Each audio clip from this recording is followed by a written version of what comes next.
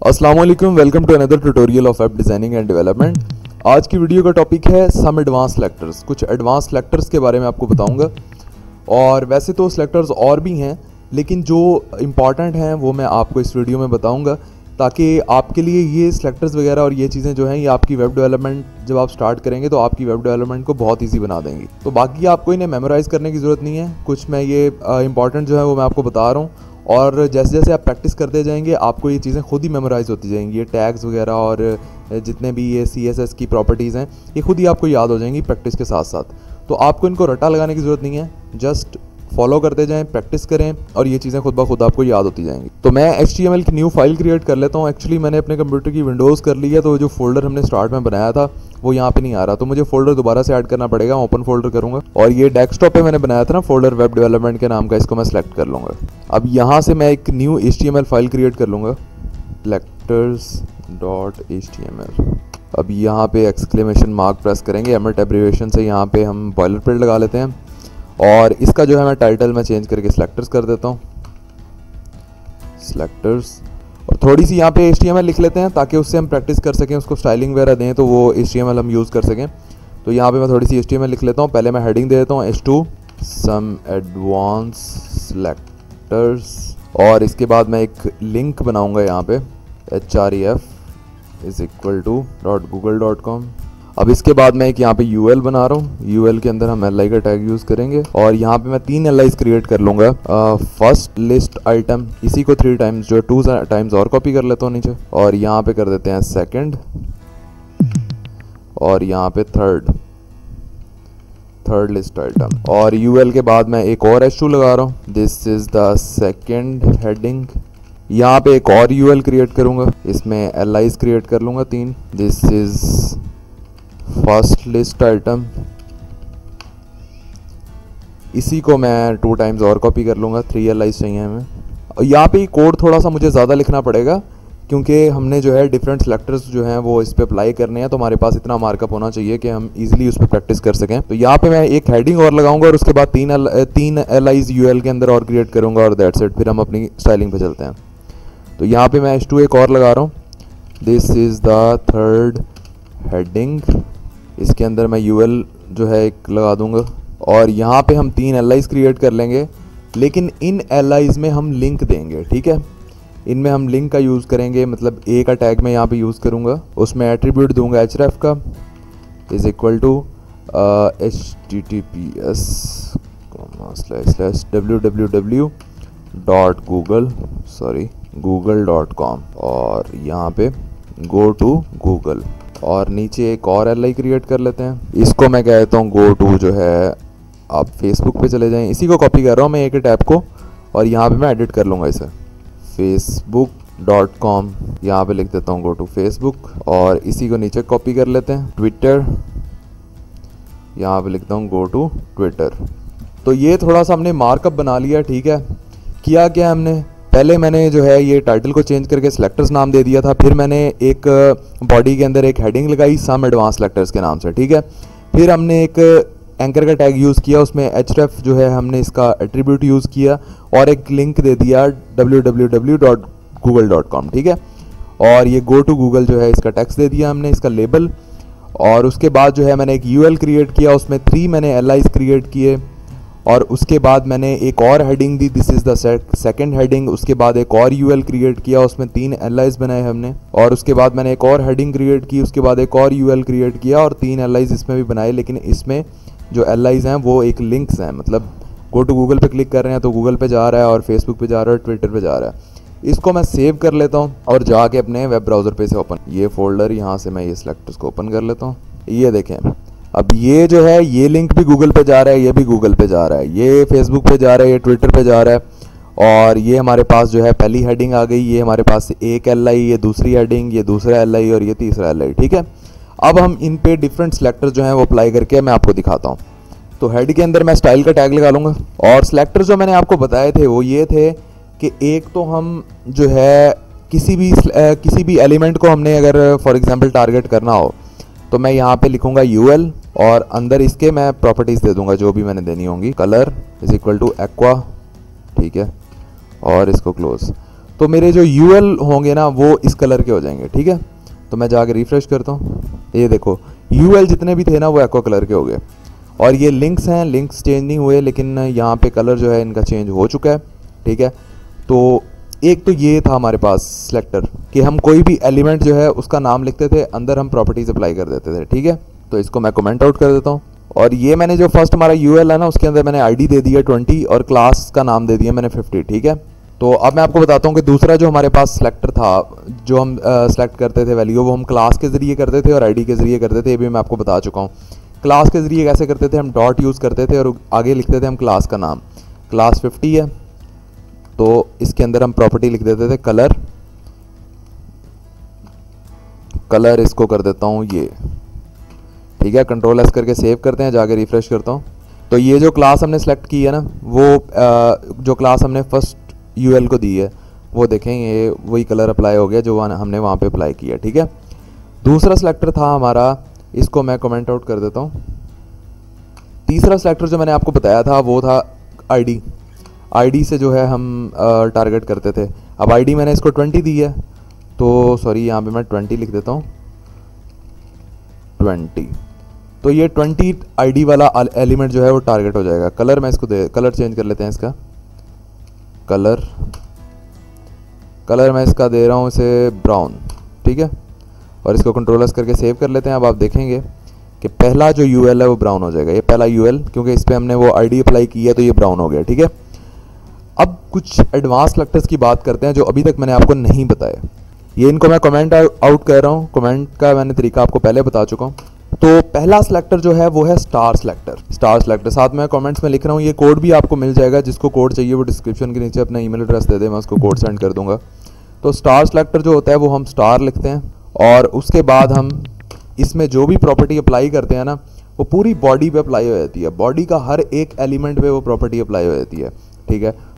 तो मैं इसको बॉर्डर दे देता हूँ, बॉर्डर सॉलिड 2 पिक्सल पिंक, ठीक है। ये पिंक कलर का 2 पिक्सल का मैंने इसे सॉलिड टाइप का बॉर्डर दे दिया, ठीक है। ये है star selector. Star selector use करेंगे तो पूरी बॉडी में जितने भी एलिमेंट्स हैं सब पे वो प्रॉपर्टी अप्लाई हो जाएगी, ठीक है। तो इसको जाके रिफ्रेश करते हैं तो ये देखें पूरी बॉडी पे स्टार्ट से लेकर एंड तक 2 पिक्सल का सॉलिड टाइप का पिंक कलर का बॉर्डर जो है वो अप्लाई हो चुका है, ठीक है। अब सेकंड सेलेक्टर की बात करते हैं, वो है डिसेंडेंट सेलेक्टर, ठीक है। यहाँ पे मैं लिख देता हूँ डिसेंडेंट सेलेक्टर। डिसेंडेंट सेलेक्टर में हम क्या करते हैं, हम नेस्टेड एलिमेंट्स को टारगेट करते हैं। मतलब कि फॉर एग्जांपल यहाँ पे मैं आपको दिखाता हूँ, ये LI है, ठीक है।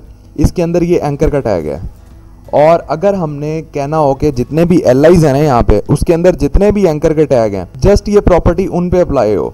मतलब जो नेस्टेड हमारे पास टैग्स हैं ना उनके लिए यूज़ होता है डिसेंडेंट सेलेक्टर कि हमने UL के अंदर LI को टारगेट करना हो कि जितने UL के अंदर जितने LI हैं वो टारगेट हो जाएं, या LI के अंदर जितने A's हैं ना वो टारगेट हो जाएं, ठीक है। LI के अंदर कितने ये एंकर के टैग हैं, 3 हैं, ठीक है। तो इनको मैं टारगेट करता हूँ, मैं आपको बताता हूँ। ये पहले मैं LI लिखूंगा, उसके बाद मैं A लिखूंगा और उसके बाद ये हम ब्रैकेट्स में इसकी प्रॉपर्टी अप्लाई कर देंगे। इनको मैं बैकग्राउंड कलर दे देता हूँ, बैकग्राउंड कलर पावर ब्लू दे रहा हूँ मैं इसे, ठीक है। कंट्रोल एस करके सेव कर लेता हूँ और अब आप देखेंगे जितने LI के अंदर एंकर के टैग होंगे ना जस्ट ये प्रॉपर्टी उन्हीं पे अप्लाई होगी। ये देख LI के अंदर जितने एंकर के टैग थे उन पे ये प्रॉपर्टी अप्लाई हो गई और बाहर जो हमारे पास एंकर का टैग था उस पे ये प्रॉपर्टी अप्लाई नहीं हुई। वैसे अगर हम यूज़ करते कि जस्ट A पे प्रॉपर्टी अप्लाई कर दे तो पूरे पेज पे जितने भी एंकर के टैग होते सब पे ये प्रॉपर्टी अप्लाई हो जाती। लेकिन डिसेंडेंट सेलेक्टर की मदद से हमने जो है हमने उन एज पे ये प्रॉपर्टी अप्लाई की है जो कि LI के अंदर नेस्टेड है, ठीक है। तो डिसेंडेंट सेलेक्टर किस लिए यूज़ होता है ये भी आपको समझ आ गई। अब चलते हैं थर्ड सेलेक्टर पे। थर्ड है हमारे पास एडजेसेंट सेलेक्टर। एडजेसेंट सेलेक्टर इसलिए होता है कि आपको किसी भी एलिमेंट के आगे वाला एलिमेंट आपको टारगेट करना हो तो नेस्टेड, इसमें नेस्टेड की बात नहीं कर रहा मैं, उसके आगे आने वाला ना कि उसके अंदर आने वाला, ठीक है। तो यहाँ पे मैं ये कह सकता हूँ कि H2 के आगे जितने UL आ रहे हैं, जितने UL बिल्कुल H2 के बाद स्टार्ट हो रहे हैं उन पे ये प्रॉपर्टी अप्लाई हो जाए। तो मैं क्या करूँगा H2 प्लस UL, ठीक है। H2 के आगे जो UL आ रहे हैं उन पे ये प्रॉपर्टी अप्लाई होगी। तो मैं इनको कलर दे देता हूँ, रॉयल ब्लू दे देता हूँ, यहाँ स्लैट ब्लू, ये मैं इसको कलर दे देता हूँ। कंट्रोल एस करके सेव कर लेता हूँ। तो आप देखेंगे H2 के आगे जो UL आ रहे होंगे ना, उन पे ये प्रॉपर्टी अप्लाई हुई होगी। तो H2 के आगे जितने भी UL आ रहे थे उन पे ये प्रॉपर्टी अप्लाई हो चुकी है, इस पे भी अप्लाई हो चुकी है और इस पे भी अप्लाई हो चुकी है। ये आप देख रहे हैं डॉट जो हैं ये इसी कलर के बन गए हैं, ब्लू कलर के। और ये जो फर्स्ट हमारे पास LI है, इसके अंदर इस पे अप्लाई क्यों नहीं हुआ, क्योंकि ये H2 के फ़ौरन बाद नहीं आ रहा। ये H2 है, उसके बाद A का टैग है और उसके बाद ये आ रहा है। मैंने प्रॉपर्टी लगाई है कि H2 के फ़ौरन बाद आने वाले जितने भी UL हैं वो सब पे ये प्रॉपर्टी अप्लाई हो जाए। तो H2 के बाद फ़ौरन जो आ रहे हैं उन पे ये प्रॉपर्टी अप्लाई हो गई है। ये काम होता है एडजेसेंट सेलेक्टर का। तो ये भी आपको समझ आ गई होगी। अभी नेक्स्ट सेलेक्टर की बात करता हूँ। ये बहुत इंपॉर्टेंट सेलेक्टर है, इसको ये है एट्रीब्यूट सेलेक्टर।